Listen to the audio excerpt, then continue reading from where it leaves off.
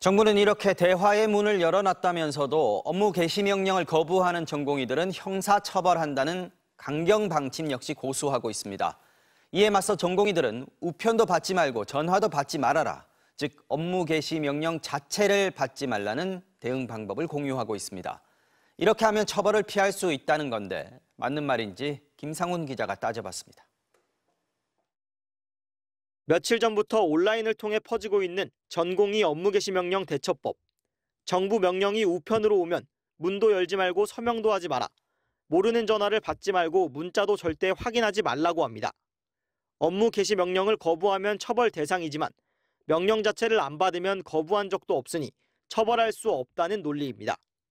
실제 지난 2000년 의약분업 사태 당시 의사협회 간부 9명이 업무 개시 명령 거부 혐의로 재판에 넘겨졌는데 6명 유죄, 3명 무죄로 판결이 엇갈렸습니다. 우편으로 전달된 업무 개시 명령이 반송되거나 이미 문을 닫은 병원에 배송된 경우 효력이 없다고 본 겁니다.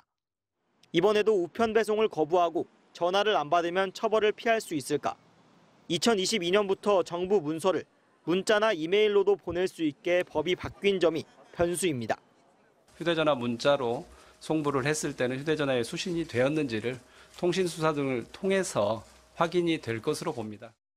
현실적으로 휴대전화를 꺼둔 채 생활하는 게 불가능한 만큼 통신망으로 문자나 이메일이 전달된 점이 충분히 입증된다는 겁니다. 업무 개시 명령 거부 외에 다른 법을 적용해 처벌할 수도 있습니다. 2000년 당시 의협 지도부에겐 집단 행동을 강요한 공정거래법 위반 혐의, 병원의 업무 방해 혐의도 적용돼 유죄가 인정됐습니다.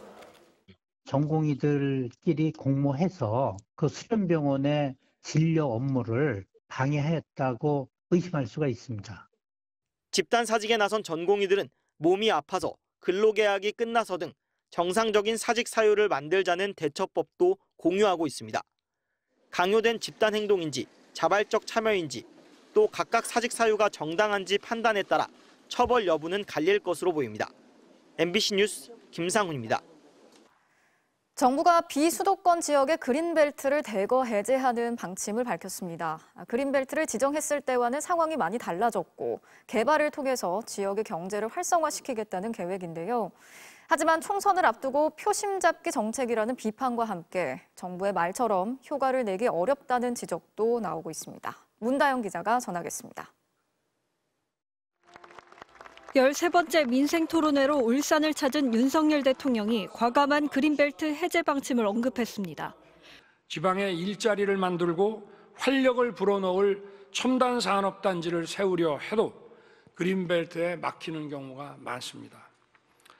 대상은 수도권을 제외한 지역의 그린벨트로 그동안 원칙적으로 그린벨트 해제가 불가능한 환경평가 1, 2등급 지역도 필요한 경우 해제할 수 있도록 했습니다. 이를 위해 6개 환경평가 항목 중 1개만 걸려도 그린벨트 해제가 불가능한 현행 제도를 바꾸고 지자체에서 전략사업으로 추진할 경우에는 그린벨트 해제 총량 적용에서도 제외해주기로 했습니다.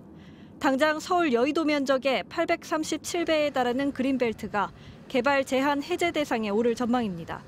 그린벨트가 이렇게 대대적으로 풀리는 건 20년 만입니다. 급속한 확장으로 도심 한복판에 그린벨트가 많은 울산과 창원 지역이 직접적인 수혜 대상이 될 것으로 보입니다. 정부는 그린벨트가 풀린 땅에 투자를 유치하고 산업을 육성해 지역 소멸을 막는다는 계획입니다. 산업이 집중이 되려면 자연스럽게 넓은 면적의 사업지부터 필요해지게 되고 하지만 정부 정책이 곧바로 국토 균형 발전으로 이어지기 힘들다는 비판도 나옵니다. 수도권을 제외한 지방의 경우 당장 그린벨트를 해제해줘도 대규모 개발로 이어지기는 쉽지 않다는 지적입니다. 산업단지도 지금 없어서 지금 지방산업이 발전 안 하고 있는가 그렇지 않다고 생각돼요. 수도권 기존에 개발해 있던 산단이나 이런 것들을 잘 재구조화해서 재개발하고 해서 이렇게 활용할 생각을 하지 않고 경실련은 그린벨트가 해제된 대규모 토지를 기업에 넘기는 건 과거 개발 시대의 낡은 전략이라며 시대착오적인 조치라고 혹평했습니다. 실효성과는 별개로 대규모 그린벨트 해제 방침이 총선을 불과 50일 앞둔 시점에 발표된 건 노골적인 총선 전략이라는 비판도 만만치 않습니다. MBC 뉴스 문다영입니다. 경선에서 감점을 받는 현역 의원들에 대한 평가 결과가 통보되면서 민주당이 극심한 공천 갈등에 시달리고 있습니다. 난장판 공천이다, 비명계 학살이다, 이런 비난이 번지고 있는 상황에서 오늘 열린 의원총회에 이재명 대표는 참석하지 않았습니다. 김부겸, 정세균, 전직 총리들까지 나서서 우려를 전달했는데요. 김정우 기자가 취재했습니다. 비공개로 열린 의원총회에선 계파에 관계없이 20명 가까운 의원들의 성토가 이어졌습니다. 이렇게 난장판 공천이 계속돼서는 안 된다. 공정성과 이런 거에 대한 의심 받으면서 발표하는 과정도 그렇지 않고.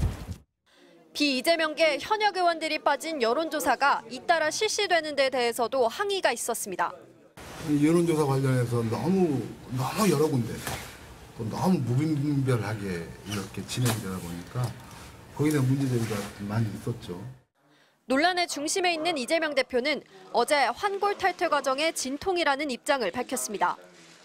오늘 의원총회에는 비공식 일정이 있다는 이유로 참석하지 않았습니다.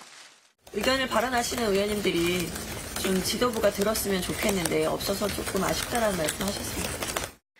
의정활동 하위 평가를 받았다고 밝힌 현역 의원에는 오늘 송갑석, 박영순, 김한정 등 3명이 추가됐는데 모두 비이재명계로 분류됩니다.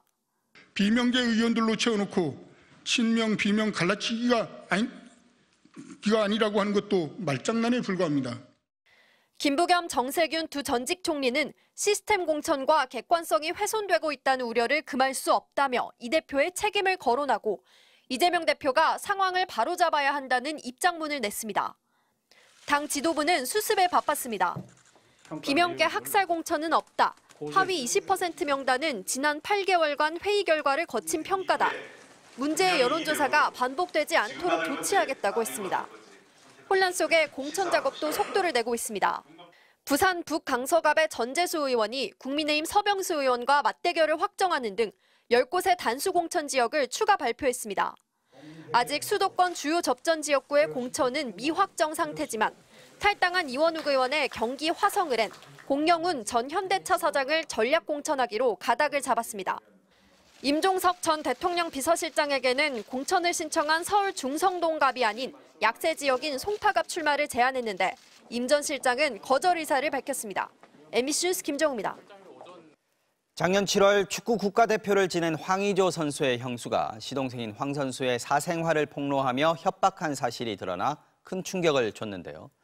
해킹당한 것 같다며 의혹을 부인하던 형수가 태도를 바꿔 법원에 범행을 모두 인정하는 자필 반성문을 냈습니다.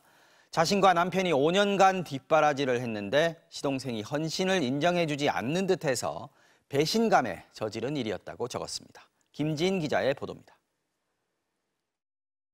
작년 6월 SNS에 축구 선수 황의조 씨가 여러 여성들을 만난다는 폭로가 올라왔습니다. 자신이 황 선수의 옛 애인이라며 사진과 영상들도 증거로 올렸습니다. 경찰에 붙잡힌 건 형과 함께 황 선수의 매니저 역할을 해온 형수 이모 씨였습니다. 누군가 해킹한 것 같다고 주장하던 이 씨는 재판 도중 돌연 재판부에 범행을 인정하는 자필 반성문을 냈습니다. 부부가 황의조 선수의 성공을 위해 5년간 뒷바라지했는데 영국 복귀를 준비하며 마찰을 빚었다며 시동생에게 배신감을 느껴 다시 부부에게 의지하게 만들려 했다고 썼습니다. 동영상을 공개하면서도 여성의 얼굴은 보이지 않게 했다며 여성에게 피해를 주려 한 건 아니라고도 해명했습니다. 그러면서 복수심과 두려움에 눈이 멀어 돌이킬 수 없는 잘못을 저질렀다며 사죄하며 살겠다고도 덧붙였습니다. 법원은 조만간 증인신문을 마무리한 뒤 이 씨에 대한 1심 판결을 선고할 예정입니다. 검찰은 형수가 공개했던 여성 영상을 황 선수가 불법 촬영했는지도 수사 중입니다. 황 선수 측은 가족의 배신으로 심려를 끼쳐 참담하다면서 불법 촬영 혐의는 억울하다는 입장입니다. 피해 여성 측은 불법 촬영한 황의조 선수도 영상을 협박에 이용한 형수도 전혀 반성하지 않고 있다며 엄벌해달라고 호소했습니다. MBC 뉴스 김지인입니다.